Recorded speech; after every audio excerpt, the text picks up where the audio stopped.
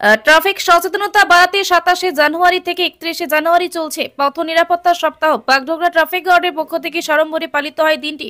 অনুষ্ঠানে স্কুল পড়ুয়াদের উপস্থিতি লক্ষণীয়। সড়ক দুর্ঘটনা নির্মূল করতে ট্রাফিক আইন মেনে চলতে প্রতি বছর এই সময় পথ নিরাপত্তা সপ্তাহ পালিত হয়।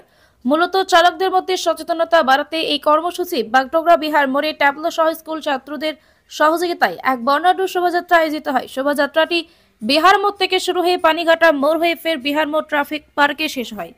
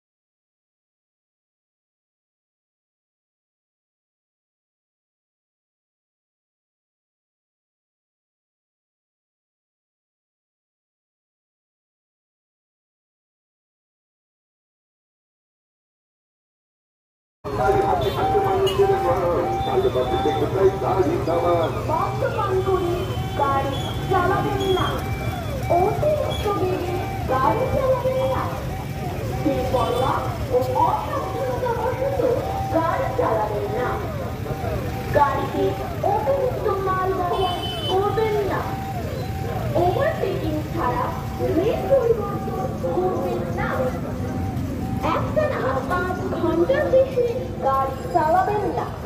5 ঘন্টা গাড়ি চালাবার পর একদিনে 12 ঘন্টার বেশি গাড়ি চালাবেন না।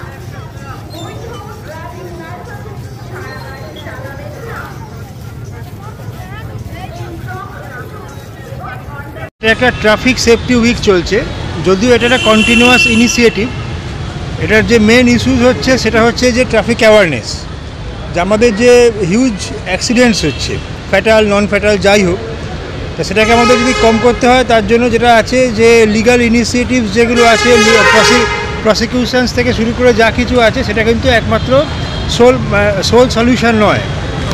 ট্রাফিক অ্যাক্সিডেন্টগুলোকে আমরা যদি অ্যানালাইজ করে আমরা দেখতে পেয়েছি যে ম্যাক্সিমাম ট্রাফিক অ্যাক্সিডেন্টস কিন্তু হিউম্যান এরারের জন্যই হচ্ছে, যেখানে যে গাড়ি চালাচ্ছে সে নিজে সঠিকভাবে সচেতন নয়।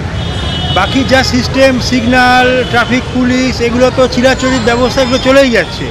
কিন্তু যদি যারা গাড়ি চালাচ্ছে তারা যদি নিজেরা সচেতন না হয় তাহলে আপনার পক্ষে কোনোভাবেই ট্রাফিক যে রুলস এবং ট্রাফিক যে অ্যাক্সিডেন্টস সেটাকে কন্ট্রোল করা সম্ভব নয়। আপনি যদি খুব ছোট্ট উদাহরণ নিয়ে দেখেন যে বাবা মা গাড়ি নিয়ে যাচ্ছে, বাচ্চাকে উইদাউট হেলমেট নিয়ে যাচ্ছে, অথচ বাবা মা হেলমেট পরে আছে। তার বাচ্চাকেও যদি হেলমেট পরায়, অনেক ক্ষেত্রে এমন অনেক অ্যাক্সিডেন্টস দেখা গেছে যেখানে বাচ্চাটার ক্ষেত্রে ওই হেলমেটটা না পরার জন্যই কোনো বাজে ঘটনা ঘটে গেছে। তো এই জিনিসগুলো আপনি কেবলমাত্র রুল এনফোর্স করে, ল এনফোর্স করে করতে পারবেন না। এর জন্য আপনার আলটিমেটলি একটা দরকার হচ্ছে কনসাসনেস।